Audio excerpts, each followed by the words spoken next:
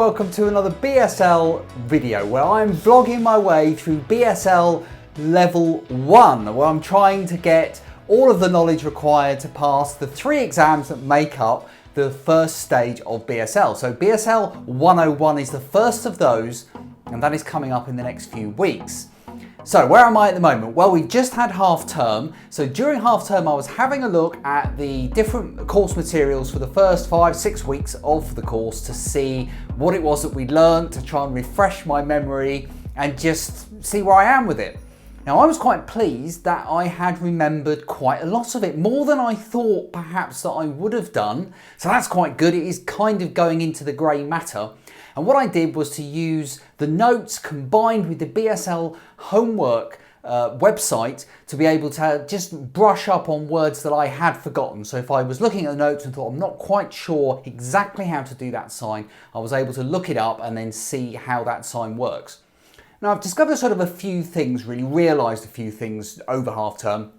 First of all, that not every sign is the same in every part of the country. It's an obvious thing to say actually, but BSL, like any language, has regional variations. And I even found 1 or 2 words that on the BSL homework site where they had 2 different regional variations of the sign, and the one that we'd been taught was different again. But on the whole, they are mostly the same. But of course, that does add an extra challenge into the whole process. It means that not only have you got to kind of know these signs that you're going to use yourself, but you have to be aware of the variations so that when you're looking at other people signing, you can have an idea of what it is that they're talking about. I also realised that although I am remembering certain words and phrases, and that's quite good, and there aren't too many gaps, it's also true that I am not perhaps that familiar yet with joining those words and phrases together. So I know things about asking for your name, and I know things about the weather, but perhaps stringing that into a coherent sentence so it's more than just a kind of a Janet and John approach and it's a little bit more descriptive, it's still something that I'm still finding my feet with.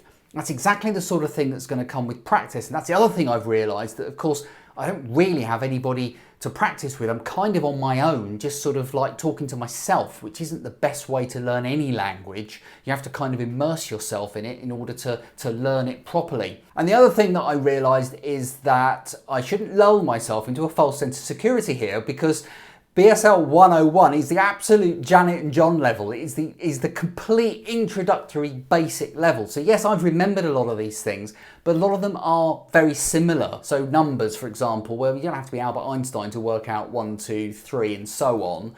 What you have to do is to try and remember when you get to certain breakpoints, for want of a better word. So 100, for example, 1,000, or million, that kind of thing. Those are the things you have to remember, because the 1, the 2, the 3, the 4 and so on are actually quite simple and they're all sort of related to each other, so that's okay. I think when we get to 102 and 103 levels, there's going to be a lot more words that are just words that you have to just remember, and I think that will be a lot more challenging. Anyway, enough waffle from me. I'm about to go off to my lesson, the first one after half term, and it'll be interesting to see what we cover today and where we go from here. So I'll catch up with you after that lesson. Hello.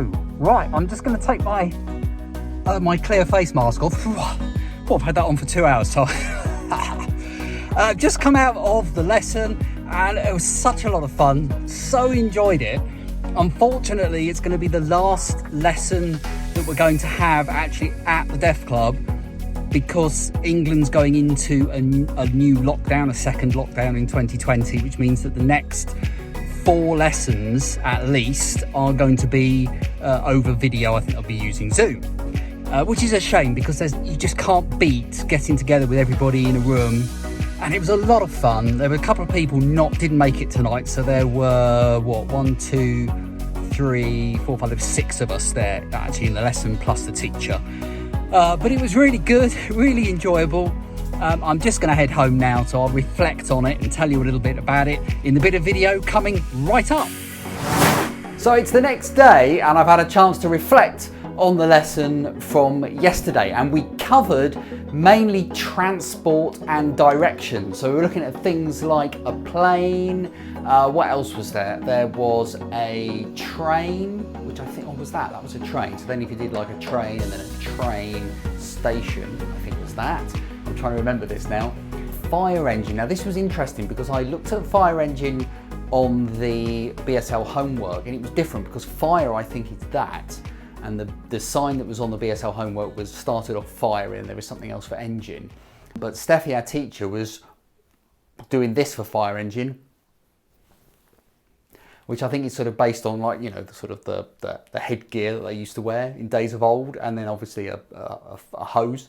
So it shows that there are these variations that go on in the language depending on where you are and who you are signing with, for example. So that was interesting. We also did directions. Now this was quite good fun because she put a map up on the board showing things like a post office and a bank and a computer shop and a mobile shop and what was it, a coffee shop, and you had to then do your directions. So she would pick 2 items from that map, so say the computer shop to the bank, and then we'd have to do directions. So you go out of the door, through the door, you turn left, you go straight on up to T junction, and you turn right, you go past the post office, that kind of thing, in order to give directions on how to get there. And you pick different things for each of us to then sign back to show that person really how they would get there. She also did a similar thing with a layout in the deaf club, which was to where the kitchen is, and they've got like a bar there, and what else was there? There was like a sort of a sport room as well, and obviously they've got toilets. They've got like a gentleman's toilet and a ladies' toilet. That was interesting as well, actually, because toilet, you can also do that, but toilet and live sort of the same sign, but again that goes down to context, because you won't clearly be saying that you live in a toilet. So it's all to do with the mouth shape and with the context, so where there are similar signs. So toilet being that and live being that as well, which is interesting.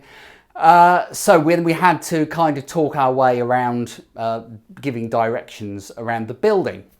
The final thing that we did was a kind of mock-up of what the BSL 101, the first exam, is going to be in, well, before Christmas probably. We might do it in January, but that's yet to be decided.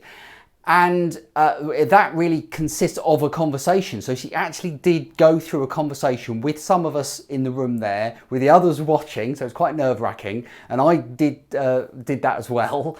So, and then it is a case of going through a lot of things like introducing yourself, what is your name, and where you live, and how you arrived there, and also things about saying sort of sorry and saying say it again, because you get sort of points for that, if you like. What do points make? Prizes.